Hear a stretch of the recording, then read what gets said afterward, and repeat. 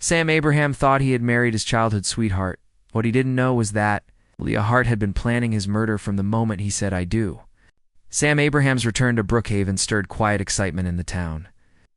He had left right after high school, full of ambition and talent, and everyone knew he was destined for something bigger. A decade later, he came back not as the boy who left, but as a man of success, sharper and more refined.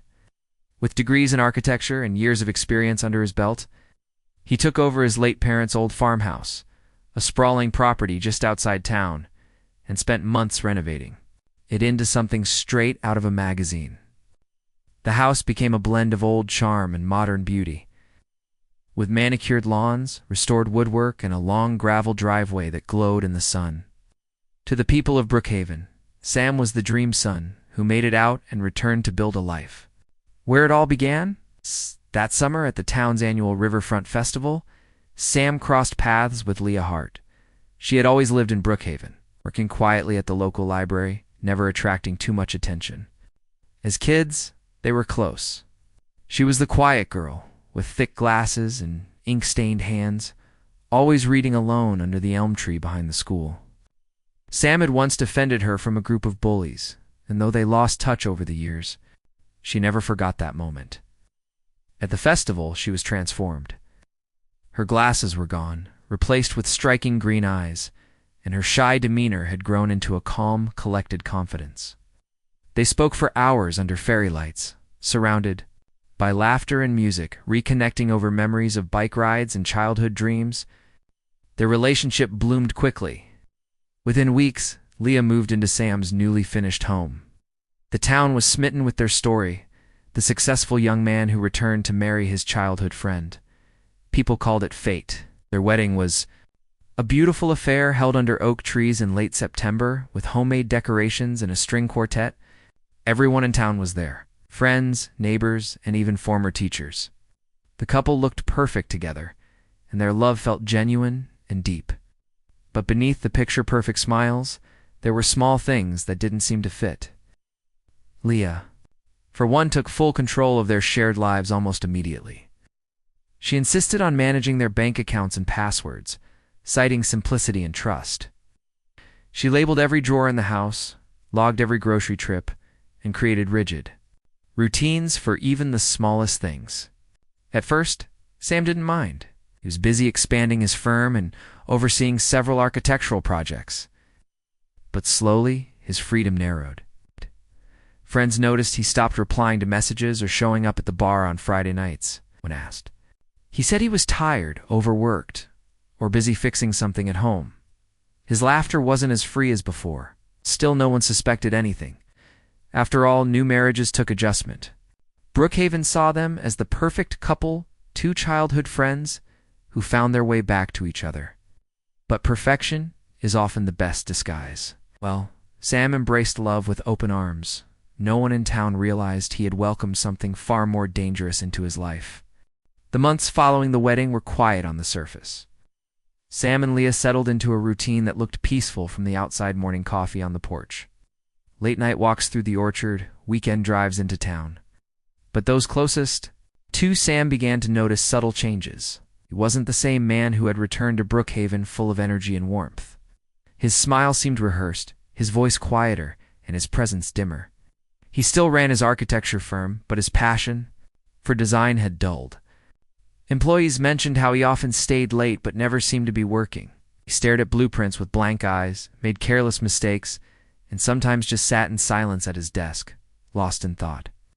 At home, Leah filled the space with projects, ones that didn't make much sense. She began converting rooms into spaces that were never used. A meditation room with no mats. A painting studio where no paintings were made. A small library, though most of the books remained untouched. She claimed they were personal hobbies, ways to express herself, but no one saw her using them.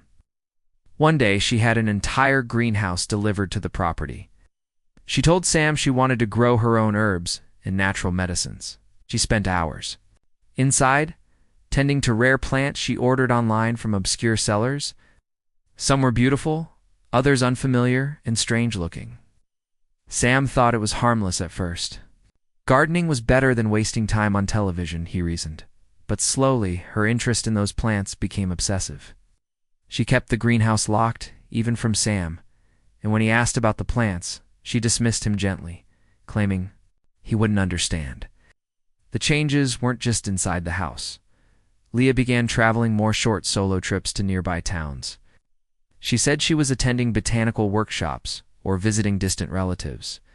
Sam never questioned her, but he noted the inconsistencies. The same story, with different details each time. Once he found a hotel keycard in her coat pocket that didn't match any of the places she mentioned. He kept it but said nothing. He was already beginning to doubt his instincts. Nadia, Sam's younger sister, was the first to voice concern. She visited often, bringing baked goods or checking in under the excuse of helping around the house. But she didn't trust Leah's sudden transformation. To her, Leah always felt calculated, too precise, too practiced. She noticed how her brother avoided eye contact when talking about married life, how his phone was always turned off or misplaced, and how Leah answered questions for him more than he answered them himself. One afternoon, Nadia found Leah burning something behind the greenhouse. It looked like pages from a notebook. Leah laughed it off, claiming it was old garden plans that went wrong. The town, meanwhile, continued to believe in the fairy tale. To them, the couple was thriving, an example of love rekindled and roots restored. But inside the farmhouse, something darker had already begun to grow. And it wasn't just inside. The greenhouse. Sam felt it in the air, a creeping unease he couldn't name, tried to dismiss it as stress. But a deeper part of him whispered that the life he had built was slowly being dismantled, and he didn't know by who or why. It was early autumn when the sirens pierced the calm morning air of Brookhaven. A neighbor had called 911 after seeing smoke-like vapor drifting from Sam Abraham's greenhouse. By the time emergency responders arrived, the sight was haunting. Sam lay face down on the concrete floor of the greenhouse, surrounded by overturned pots and broken glass. His skin was pale, his eyes wide open, and a faint, bitter scent lingered in the air. Paramedics tried to resuscitate him, but it was already too late. The official cause of death was respiratory failure due to exposure to a toxic substance. The initial report suggested that Sam had likely inhaled a high concentration of plant-based toxins, perhaps something he had mishandled in the greenhouse. The town mourned deeply. Sam was not just a successful architect but a beloved figure. His funeral was well attended, with friends, neighbors, and old teachers lining the pews. Leah sat in the front row, dressed in black lace, tearful yet composed. She gave a short eulogy, speaking of love, dreams, and the fragility of life. Her words moved many, and some even praised her strength in the face of such loss. But a few people noticed how quickly she returned to routine, how her grief seemed more structured than genuine. She closed Sam's firm within a week and had the farmhouse put up for sale within 2. To some, it was understandable, too many memories to bear. But to Nadia, Sam's sister, it felt off. Nadia never believed the death was an accident. She knew her brother. He wasn't careless. He wouldn't mix dangerous plants without proper precautions. And he wouldn't have gone into the greenhouse. That morning, he was planning to visit her and had texted her the night before, confirming their brunch. Something didn't sit right. She began asking questions, but each answer she received only deepened her suspicions. Leah claimed Sam had taken a new interest in rare herbal mixtures, yet no one at the nursery or botanical club had ever seen him. When Nadia tried to get access to his personal laptop, Leah said it had been locked and the password forgotten. She refused to turn it over. With growing doubt, Nadia petitioned for a second autopsy. It wasn't easy, and many questioned her motives, but she persisted. The second examination revealed new information. Faint scratch marks near Sam's wrists, small abrasions on his neck, and elevated levels of Aconite, potent neurotoxin found in certain poisonous plants, far higher than what accidental exposure would cause. These findings suggested foul play, or at the very least, deliberate planning. Investigators reopened the case and placed Leah under quiet surveillance. Their attention soon turned to the greenhouse itself.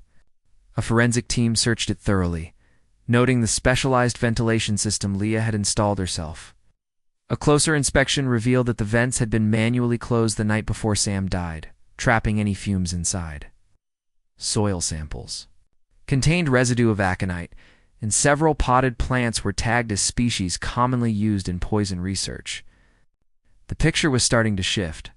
The more they uncovered, the more the story of a tragic accident began to unravel.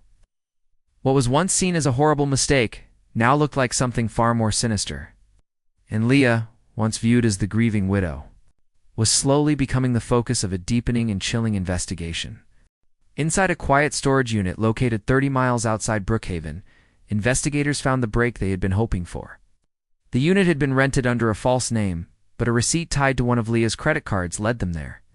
At first glance, the space seemed ordinary, filled with boxes, old furniture, and gardening supplies, but a careful search revealed something more disturbing. Among the clutter was a locked metal trunk. Inside were stacks of handwritten ledgers, USB drives, and folders organized with eerie precision.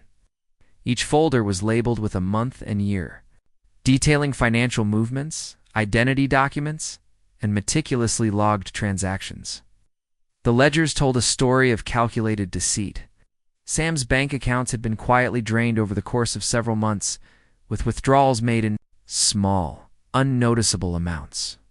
Leah had forged signatures, rerouted mail, and opened credit cards in Sam's name. She had funneled the stolen funds into offshore accounts set up under aliases she created. She even paid off an IT contractor to install remote access software on Sam's devices without his knowledge. Every financial step had been planned with stunning accuracy. Then came the most damning discovery: a small memory card inside an envelope labeled recipe book. When forensic analysts opened the files, what they found shocked even seasoned detectives. The memory card contained dozens of video clips, each showing Leah in the greenhouse or her kitchen, working with poisonous plants. In several clips, she explained the effects of different toxins, noting their onset times, symptoms, and how to disguise them in drinks or meals. The tone of her voice was cold and clinical, as if she were filming tutorials for a personal experiment. One video, dated 2 weeks before Sam's death, showed Leah testing a concentrated aconite mixture on raw meat while monitoring its breakdown under heat indicating. She had studied not just the plants, but the delivery method. The case took a sharp turn. The working theory was no longer that Sam's death was accidental, it was premeditated. All signs now pointed to a long-term plot for financial gain. Sam had signed a new life insurance policy just a month before his death, worth nearly $2 million. Investigators discovered emails drafted but never sent where. Sam questioned strange charges on his accounts and expressed concern about Leah's increasing secrecy. He never sent them, perhaps out of fear or denial, but he had started to notice the pieces of his life being stripped away. Leah was arrested shortly after the evidence was compiled. During questioning, she maintained her innocence, claiming the files were taken out of context and that the storage unit had been used for unrelated research. But her explanation unraveled when authorities presented travel records, digital footprints, and bank logs that matched her handwriting and timestamps on the videos. The mountain of evidence left little room for doubt. As the investigation deepened, it became clear Leah had been planning Sam's death from almost the moment they got married. Every step from taking over their finances to isolating him socially had been part of a broader strategy to control, exploit, and ultimately eliminate him. The woman everyone once saw as the quiet childhood sweetheart was, in truth, a master manipulator. And the truth was far darker than anyone in Brookhaven could have imagined. After Leah's arrest, the case seemed complete. The financial records, toxicology reports, and video evidence painted a damning picture. Yet something still didn't sit right with Nadia. There was a sense that Sam had known more than he let on, that somewhere in the weeks leading up to his death, he had begun to understand the truth. Her instincts proved correct when digital forensics experts accessed a hidden folder on Sam's work computer. Buried beneath layers of encrypted files was a folder simply titled Plan B. Inside were a series of voice memos, raw, emotional, and chilling. Sam had started recording them nearly a month before his death. In the first, his voice trembled as he spoke of strange symptoms, stomach cramps, dizziness, and a metallic taste after meals. He didn't accuse Leah directly, but the implication was clear. He spoke of growing isolation, his suspicions about the plants in the greenhouse, and how Leah refused to let him see certain financial statements. Each entry was a breadcrumb left behind in case something happened to him. The final recording was the most haunting. Sam calmly explained that he believed Leah was planning something, and that if anything happened to him, it wouldn't be an accident. He urged Nadia to look under the floorboards of the treehouse. Investigators followed the instruction and uncovered a small, sealed jar hidden in the wooden base of the treehouse they had played in as kids. Inside was a USB drive, carefully wrapped in layers of plastic. The drive contained footage from a hidden camera Sam had installed in the greenhouse. Leah had always been careful, but not careful enough. One clip showed her entering the greenhouse at midnight, carrying a covered bowl and a set of gloves. She adjusted the ventilation system manually and placed what appeared to be the same aconite mixture seen in her earlier test videos onto the work table Sam often used. She checked the timer on her watch, then left, locking the door behind her. The footage was undeniable. It was the final proof, presented in court alongside the financial documents, poison experiments, and voice memos. The footage destroyed any remnants of Leah's defense. The jury deliberated for less than a day. Leah Hart was found guilty of first-degree murder, fraud, and premeditated poisoning. She was sentenced to life in prison without the possibility of parole. Her composure cracked only once when the final voice memo from Sam was played aloud. The courtroom sat in silence, as his words echoed through the room. "If you're hearing this, then I didn't make it. But I wasn't blind. I saw the signs. I just didn't want to believe them." The town of Brookhaven was shaken. What had started as a fairy tale romance ended as one of the most chilling true crime cases the region had ever seen. Sam Abraham became a symbol not just of loss, but of resilience. His quiet courage in the face of betrayal ensured that justice would not be buried with him. And in his own way, even in death, Sam told the world exactly who killed him.